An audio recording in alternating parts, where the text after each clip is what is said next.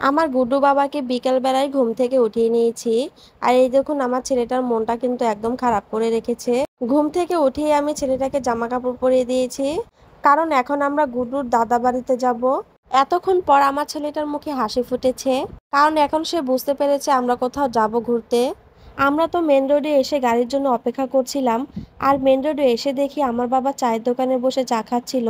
আর আমার ছেলেটা আমার বাবাকে দেখে তো অনেক বেশি খুশি হয়ে গিয়েছে, একদম লাফ দিয়ে তার কোলে উঠে বসে পড়েছে।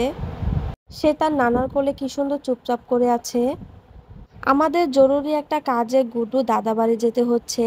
আর অবশেষে আমরা গাড়ি পেয়ে গিয়েছি।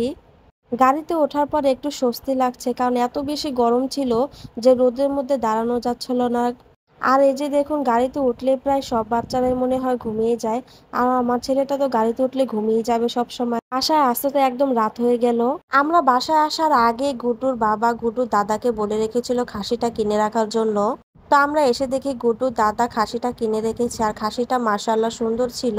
তারপর সন্ধ্যাবেলা আমরা চলে গিয়েছিলাম আমাদের নদীর পাড়ে। আমি ঢাকা থেকে নদীটা অনেক বেশি মিস করেছি। আমরা একটু রেস্ট নিয়ে চলে এসেছি নদীর পাড়ে। আর এখানে বাঁশ গাছের উপরে কি সুন্দর চাঁদ উঠেছে, চাঁদটা একদম ঝলমল করছে।